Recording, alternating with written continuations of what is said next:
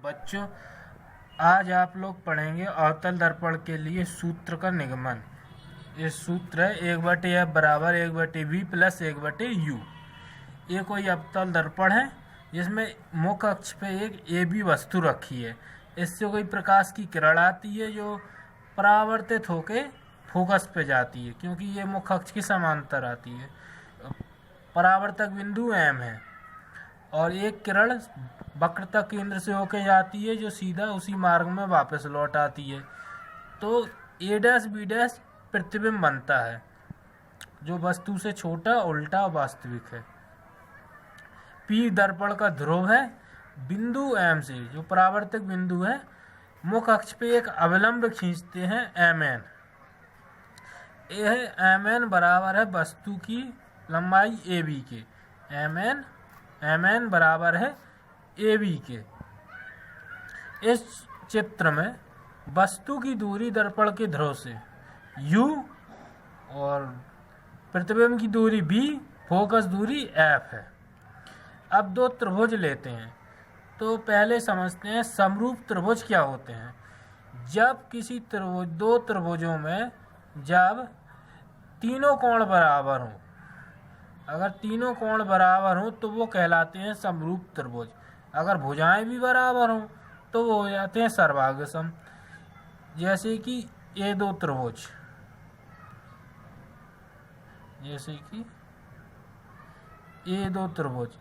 ये वाला त्रिभुज दोनों आपस में समरूप त्रिभुज हैं।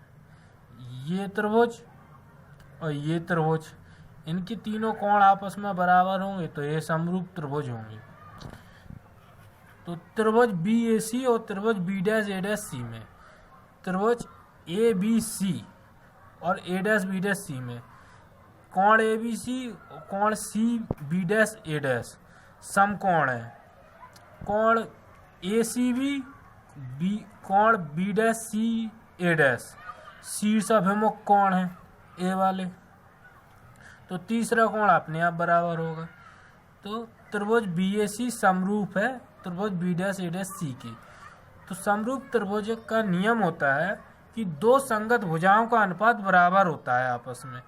तो त्रिभुज ए बी सी की भुजा ए बी और ए डैश बी डैश सी की भुजा ए डैश बी डैश, दो संगत भुजाएं ए बी बटे ए डैश बी डैश, इनका अनुपात बराबर होगा भुजा बी सी और बी डैश सी, इन दो भुजाओं के अनुपात की। दो संगत भुजाओं का अनुपात बराबर होता है। तो ए बी बटे ए डैश बी डैश बराबर बी सी बटे बी डैश सी। इसे देंगे हम समीकरण नंबर 1। इसी प्रकार त्रिभुज एम एन एफ और त्रिभुज A dash B dash F में कोण एम एन एफ, कोण A dash B dash F, कोण एम एन एफ और A dash B dash F, ये दोनों समकोण हैं। कोण B dash F A dash, कोण एम एफ एन, ये शीर्षाभिमुख कोण है। तो ये दो त्रिभुज भी आपस में समरूप त्रिभुज हैं। तो इसमें समरूप त्रिभुजों के नियम से त्रिभुज एम एन एफ से भुजा एम एन और त्रिभुज A dash B dash F से भुजा ए डैश बी डैश, इन दो भुजाओं का अनुपात बराबर होगा भुजाएं एफ एन और बी डैश एफ के अनुपात की। ये समरूप त्रिभुजों का नियम है। एम एन बटे ए डैश बी डैश बराबर एफ एन बटे B dash F. M N बराबर है ए बी के, एम एन ए बी के बराबर है। तो ए बी बटे ए डैश बी डैश बराबर एफ एन बटे बी डैश एफ। इसे देंगे हम समीकरण नंबर 2। अब समीकरण 1 व 2 से, समीकरण 1 व 2 से ए बी बटे ए डैश बी बराबर एफ एन बटे बी डैश एफ और समीकरण 1 से ए बी बटे ए डैश बी डैश बराबर बी सी बटे बी डैश सी, ये दोनों बराबर हो जाएंगे। तो निकलेगा बी सी बटे बी डैश सी बराबर एफ एन बटे बी डैश एफ। अब यदि दर्पण बहुत छोटा हो, दर्पण का द्वारक बहुत छोटा हो, तो बिंदु एन पी के पास होगा, तब एफ एन एफ पी के लगभग बराबर हो जाएगा। एफ एन बराबर एफ पी हो जाएगा। तो बी सी बटे बी डैश सी बराबर एफ पी बटे बी डैश एफ। अब B C B dash C F P B dash F ये दूरियां हैं जो हमको निकालनी है। तो दर्पण की चिन्ह प्रॉपर्टी से सभी दूरियां दर्पण के ध्रुव से बाएं तरफ हैं जो ऋणात्मक होंगी। तो एफ पी फोकस दूरी है, बी डैश पी प्रतिबिंब की दूरी है, सी पी वक्रता त्रिज्या है और बी पी वस्तु की दूरी यू है। तो बी सी ये देखिए आप B C B P minus P C, पूरे बी पी में से अगर पी सी को घटा दे तो बी सी मिल जाएगा। तो B P minus P C. इसी प्रकार B dash C B P C में से बी डैश पी को घटा दें तो बी डैश सी मिल जाएगा। तो P C minus B dash P. F P ज्यों का त्यों रहेगा, B dash P minus F P. B dash F बराबर बी डैश पी में से एफ पी घटा दें तो हमें बी डैश एफ मिल जाएगा।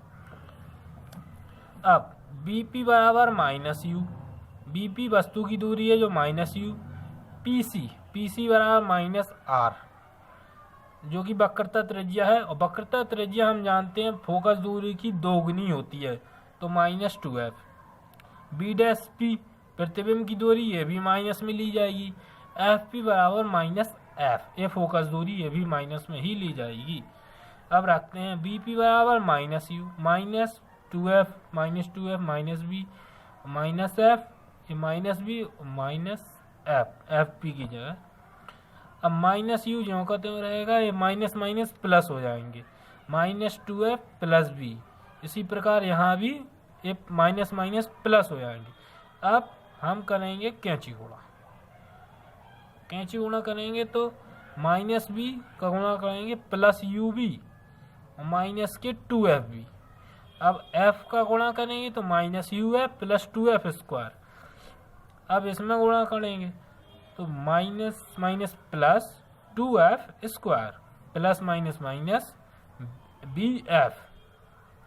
2f स्क्वायर से 2f स्क्वायर कैंसिल हो जाएगा, बचेगा यू बी बराबर 2f बी को उस तरफ पहुंचा देंगे तो U F plus 2f B minus के बी एफ। तो एफ बी और बी एफ घट जाएंगे, एक दो में से एक बचेगा एक एफ बी। यू बी बराबर you F plus F B. अब यू बी एफ से दोनों पक्षों में भाग कर देंगे तो यू बी से यू बी कटेगा, एक बटे एफ बचेगा, यू एफ से यू एफ कट जाएगा, एक बटे बी बचेगा, एफ बी से एफ बी कट जाएगा और 1/u बचेगा। तो एक बटे एफ बराबर एक बटे बी प्लस एक बटे यू, ये अवतल दर्पण के लिए सिद्ध हो जाता है। उसी प्रकार से हम उत्तल दर्पण में भी कर सकते हैं। इसी प्रकार हम उत्तल दर्पण में देखेंगे। उत्तल दर्पण में सभी वक्रता केंद्र फोकस ये दर्पण के पीछे होता है, तो इनकी दूरी कैसी होगी, देखिए इनकी दूरी ये धनात्मक होगी। ये दर्पण की चिन्ह प्रॉपर्टी, धनात्मक धनात्मक ऋणात्मक ऋणात्मक। ये दूरी प्रतिबिंब दूरी, फोकस दूरी, वक्रता त्रिज्या धनात्मक और वस्तु की दूरी ऋणात्मक। तो वस्तु ए बी का प्रतिबिंब, अब प्रतिबिंब बनाने के लिए वही करना है, एक किरण जाएगी परावर्तक बिंदु एम से जो एफ पे मिलती हुई प्रतीत होगी और एक जाएगी वक्रता केंद्र से जो उस पर वक्रता केंद्र से जाती हुई प्रतीत होगी। यहाँ पे एक दूसरे को प्रतिच्छेद करती हैं तो आभासी और सीधा दर्पण के पीछे और वस्तु से छोटा प्रतिबिंब बनता है ए डैश बी डैश।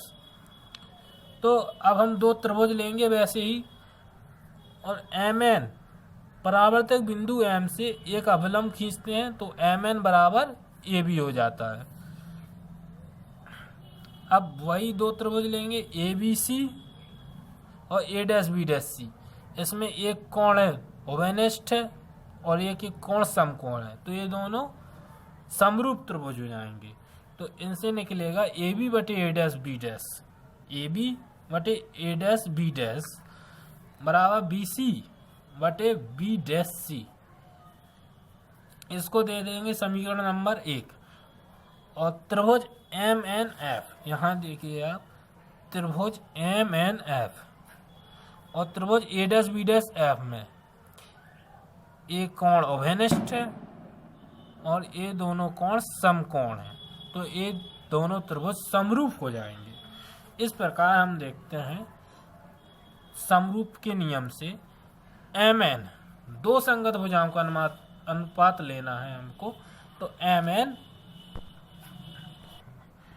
भुजाओं का अनुपात लेते हैं, तो एम एन एफ से M N A dash B dash F से ए डैश बी डैश, तो एम एन बटे ए डैश बी डैश दो संगत भुजाओं का अनुपात, और एन एफ और इसके संगत भुजा मिलती है बी डैश एफ, तो एन एफ बटे बी डैश एफ, ये दो भुजाओं का अनुपात बराबर होगा, और एम एन बराबर है ए बी के, एम एन बराबर है ए बी के, तो ए बी बटे ए डैश बी डैश बराबर एन एफ बटे बी डैश एफ।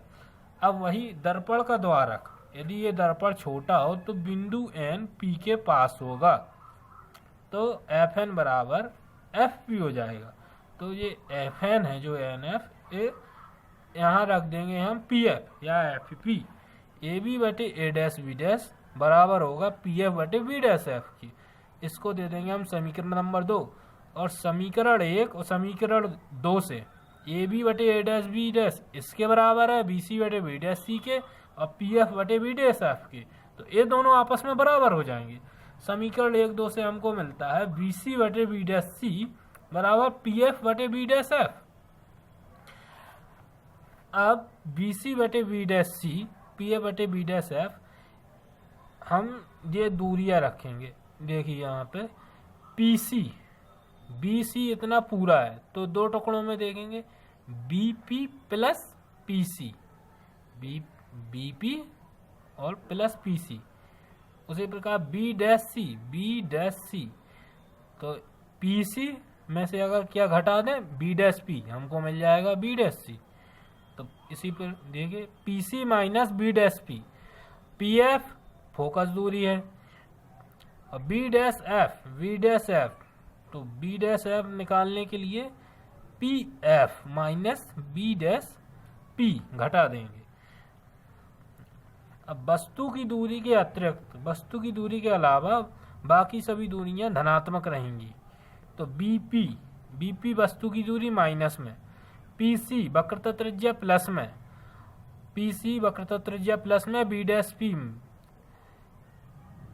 धनात्मक प्रतिबिंब की दूरी, फोकस दूरी F minus B dash P वस्तु की प्रतिबिंब की दूरी, आर बराबर 2f minus U plus 2f minus B, और हम इसे हल कर लेंगे वैसे ही गुणा भाग करके,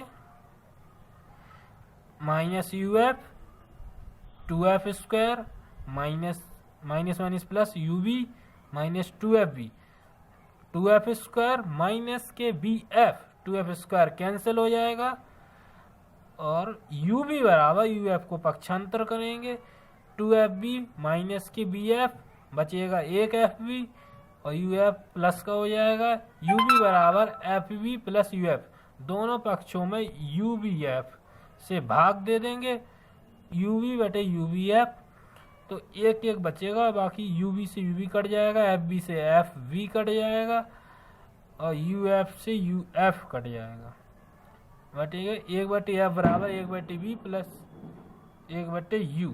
ये उत्तल दर्पण के लिए सूत्र का निगमन हो गया।